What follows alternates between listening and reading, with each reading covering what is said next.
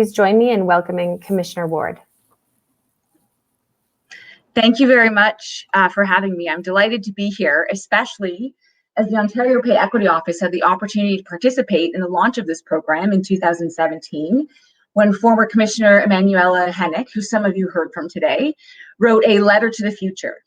And in this letter to the future, she described a vision of Ontario as having, and I'm going to quote from her letter, a labour market that recognizes the value of all its participants, regardless of gender, an Ontario that values everyone's skill, effort, responsibility, and working conditions in a fair and consistent manner, and pays them using objective and gender-neutral criteria. While it's been only 3 years since this letter was written, reading it today made me consider the gift of living in what was once considered the future. And it struck me that the future is a highly intriguing place to look back from. So let's do that. I was born in the 1900s.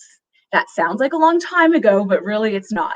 And in the beginning of the 1900s, women were not considered persons in Canada. It wasn't until 1927 that we were included in the legal definition, opening up the opportunity for us to participate in public, economic, and political life. Now, looking back from the future in 2020, hindsight is always 2020, I can't help but imagine how thousands of years of history would have unfolded if women were considered persons, equal or otherwise, before 1927.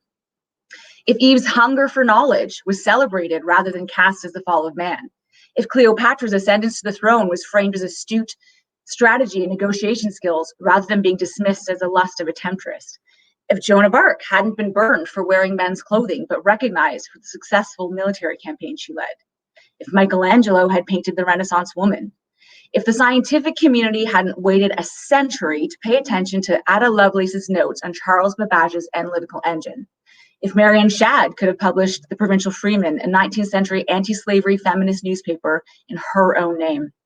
And if, well, honestly, there are too many names to name here, but if women running for government hadn't been judged by their hair and pantsuits, but rather by the substance of their platforms. I could go on, but it's clear. Looking back from the future is a disturbing reminder of the human talent that has been lost because it was born into a female body. As businesses for gender equality participating in this forum today, the potential to repeat this pattern has given you cause for concern, especially because your responsibility to shareholders and society is value creation. Value creation is gender neutral. Ideas, talents, and inspiration that lead to innovation are not biased. They move in and out of human minds and bodies that are willing to act upon them. Today, we have recognized that discriminating against ideas and innovations because they are delivered by women seems utterly foolish and detrimental to corporate and social value creation, not to mention counterproductive to achieving the SDGs. So here we are today at this forum, somewhere between the future and the past. Let's call it partway.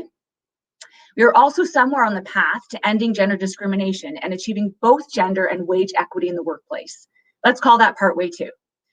Because partway is one of those exciting places where, as we heard today from our distinguished speakers, we are intoxicated with what's possible, we're overwhelmed with what needs to be done, and inundated with all of the things that aren't working. But we have an intuitive sense that we will progress.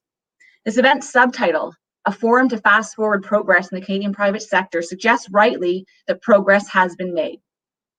Inevitably, there are obstacles and difficulties in making structural change. Whatever they are a part of achieving gender equality. Let's normalize that. For instance, in today's opening remarks, we heard that WEF, can we say a primarily male establishment? I can say that, I've been there the past 2 years in Davos.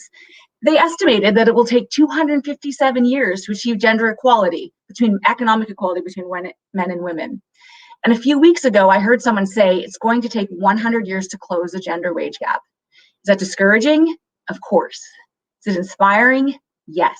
Because what we heard today is there are new tools, the blueprint and maturity model, which gives us a roadmap to support organizations looking to break systemic, cultural, and institutional barriers to improve performance on a number of gender equality attributes in the workplace.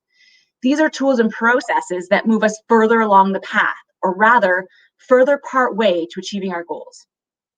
Those who are discouraged, focusing on how so little progress has been made, let's shift the narrative. Focusing on what hasn't been achieved serves to perpetuate the idea that gender equality cannot be achieved. It sets a sort of fatalism that normalizes the gap or status quo. Let's not normalize the current structures, but rather let's transform them so my children can say, I was born in the 2000s. In the 2000s, we eliminated gender discrimination and achieved pay equity. I've been lucky enough to witness the evolution of this transformation. Before joining the Pay Equity Office, I worked in international economic development, focusing on women's participation in political and economic life of their communities. I had the opportunity to work with the team who led the Bryant Park restoration in New York City, a squalid, crime-ridden park that was transformed following 10 long years of investment. I asked, what was the turning point? The answer? Women. When women made up at least 55% of the park patrons, crime dropped, cleanliness and patronage increased.